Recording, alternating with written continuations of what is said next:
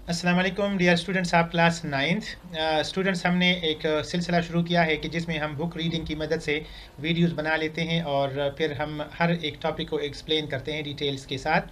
तो आज जो हमारा टॉपिक है वो है uses of the isotopes. Isotopes कहाँ कहाँ इस्तेमाल होते हैं और उनके क्या क्या इस्तेमाल हैं। दूसरे अल्फाज में हम एप्लीकेशंस भी कह सकते हैं कि कल पेपर में अगर आ जाता है कि राइट डाउन दी एप्लीकेशंस, तो हम एप्लीकेशंस और यूजेस इन दोनों के जो मीनिंग्स हैं ना वो एक ही हैं। इन दोनों को हम एक टर्म्स के तौर पर इस्तेमाल कर लेते हैं। तो चाहे क्वेश्चन में एप्लीकेशंस लिखे हों या यूजेस लिखे हों, तो आपका आंसर एक ही होना चाहिए। Stable and radioactive isotopes have many applications in the science and medicine. आम साइंस की फील्ड में और मेडिकल की फील्ड में जो आइसोटोप्स होते हैं और ख़ास तौर पर जो रेडियो एक्टिव आइसोटोप्स होते हैं उनका बहुत ज़्यादा इस्तेमाल है। Some of these are as follows.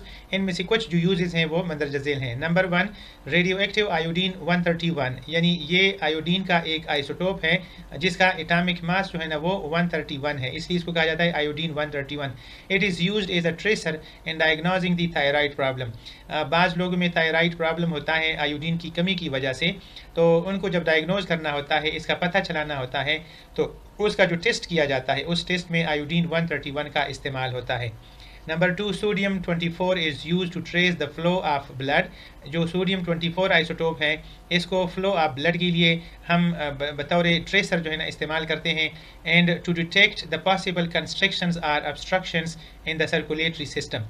Circulatory system हमारा वेन और आर्टरीज का सिस्टम होता है जो ब्लड को एक जगह से दूसरी जगह तक पहुंचाता है। इसमें अगर कहीं पर कोई प्रॉब्लम हो तो उसको डायग्नोज करने के लिए सोडियम 24 का इस्तेमाल किया जाता है। Number 3, iodine 123 is use to image the brain. आपने MRI का नाम सुना होगा। MRI जो है ना ये एक टेक्निक का नाम है कि जिसमें हम ब्रेन का जो है ना वो इमेज बना लेते हैं और ब्रेन के बारे में स्टडी कर लेते हैं।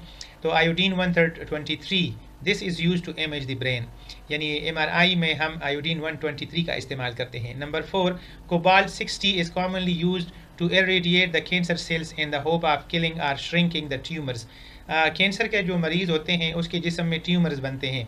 उन ट्यूमर्स को अगर किल करना हो कम्प्लीटली या उसको श्रिंक करना हो, यानी उसकी ग्रोथ को मिनिमाइज़ करना हो, रोकना हो, तो इसके लिए कोबाल्ट 60 का इस्तेमाल किया जाता है। कोबाल्ट 60 जो है ना ये कोबाल्ट का एक आइसोटोप होता है।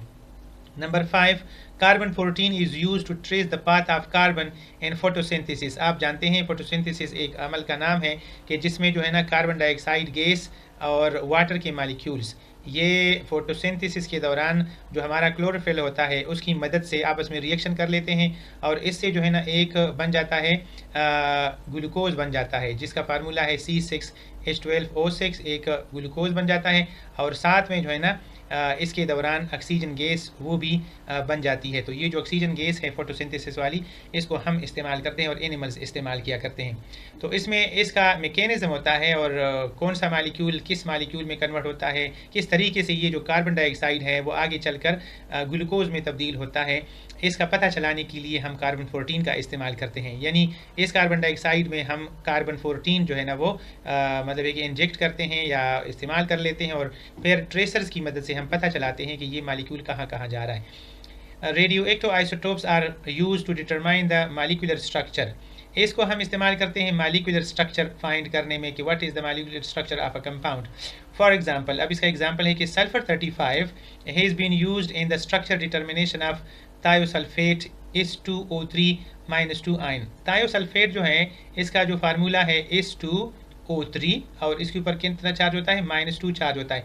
इसको कहा जाता है थायोसल्फेट। अब इसका रियल स्ट्रक्चर क्या है, इस स्ट्रक्चर का पता चलाने के लिए हम क्या करते हैं कि सल्फ़र 35 का इस्तेमाल करते हैं। सल्फ़र 32 जो है ना नॉर्मल सल्फ़र होता है और हम इस्तेमाल करते हैं सल्फ़र 35 का।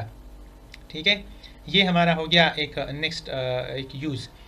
इसके बाद नेक्स्ट यूज़ जो है वो है number 6, radioactive isotopes are also use to study the mechanism of chemical reactions. मुख्तलिफ केमिकल रिएक्शंस का एक ख़ास मैकेनिज्म होता है जिसके ज़रिए से रिएक्टेंट्स प्रोडक्ट में तब्दील होते हैं। वो कैसे स्टेप्स पर, कितने स्टेप्स पर मुश्तमिल होता है, क्या क्या स्टेप्स होते हैं, कौन कौन से प्रोडक्ट्स बनते हैं, इनकी डिटेल्स का पता चलाने के लिए हम रेडियो एक्टिव आइसोटोप्स का इस्तेमाल करते हैं। और आखिरी इसका जो यूज़ है, radioactive isotopes are use to date the rocks.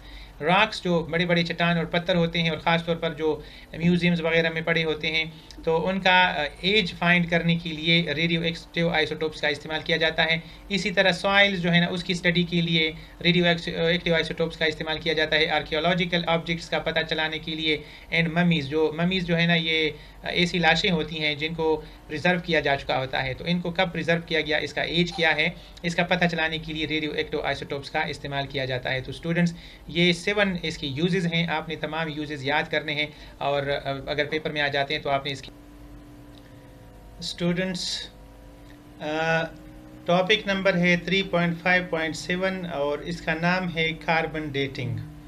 Carbon dating एक टेक्निक का नाम है कि जिसकी मदद से हम ऐसी तमाम चीज़ें जिसके अंदर कार्बन पाया जाता है उनके एज का पता चला लेते हैं। ठीक है, तो इसमें हम क्या करते हैं कि कार्बन 14 का जो कंसंट्रेशन है उसको एस्टिमेट करते हैं, उसको देख लेते हैं, फिर मुख्तलिफ कैलकुलेशंस के ज़रिए से हम ये मालूम करते हैं कि इसका एज क्या है। Carbon 14 is use to estimate the age of carbon containing substances. कोई भी ऐसी चीज़ जिसके अंदर कार्बन पाया जा सकता है या पाया जाता है, उसका एज अगर पता करना हो तो हम कार्बन 14 का उसमें इस्तेमाल करते हैं। Carbon atoms circulate between oceans and living organisms at a rate very much faster than they decay. यानी जो एनिमल्स होते हैं या लिविंग ऑर्गेनिजम्स होते हैं, उनके जिस्म में कार्बन जो है वो आता है ओशन से, पानी के ज़रिए से या मुख्तलिफ़ तरीक़ों से कार्बन जो है ना वो आता रहता है और सर्कुलेट होता रहता है। तो इनका जो रेट ऑफ डीके है ये बहुत ज़्यादा कम होता है, जबकि उनका जो रेट ऑफ सर्कुलेशन है वो बहुत ज़्यादा और स्पीड अप होता है। As a result, the concentration of carbon 14 in all living things keep on increasing.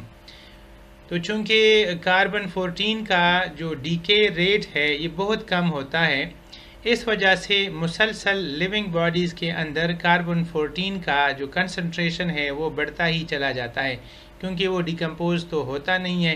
तो इसलिए फिर लिविंग बॉडीज़ के अंदर कार्बन 14 उनका जो कंसंट्रेशन है वो बढ़ता चला जाता है। After death organisms no longer pick up carbon 14। जब ये ऑर्गेनिजम्स मर जाते हैं तो उनके मरने के बाद चूँकि इसको बाहर से कार्बन 14 नहीं मिलता या नहीं ले सकते, by comparing the activity of a sample of skull और jaw bones with the activity of living tissues, we can estimate how long it has been since the organisms died.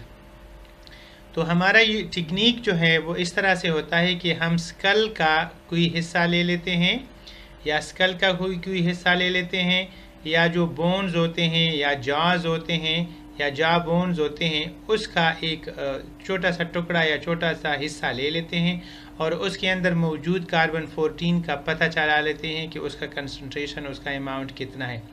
Similarly इसको फिर compare करते हैं living tissues के साथ, जो living bodies के tissues होते हैं उनके साथ इनको कंपेयर करते हैं और उस कंपैरिजन के नतीजे में फिर हम ये मालूम कर सकते हैं कि इस स्कल का एज क्या है, कब जो है ना इसकी डेथ हुई थी और कितने साल इसको हो गए इसका डेथ होते हुए। This process is called carbon dating या डेटिंग। इस प्रोसेस को कहा जाता है कार्बन डेटिंग। तो ये भी आइसोटोप्स का एक बहुत बेहतरीन इस्तेमाल है कि जिसमें हम मुख्तलिफ़ चीज़ों का पता चला सकते हैं कि उसका एज वग़ैरह वो क्या है। स्टूडेंट्स, इस पिक्चर में आप देख सकते हैं कि ये डायनासोर्स का एक स्केलेटन है और ये डायनासोर्स कब मर गया था इसका एज का पता अगर करना है जो साइंटिस्ट करते रहते हैं तो ये कार्बन डेटिंग की मदद से हुआ करता है। इसी तरह से आपको यहाँ पर भी कार्बन डेटिंग का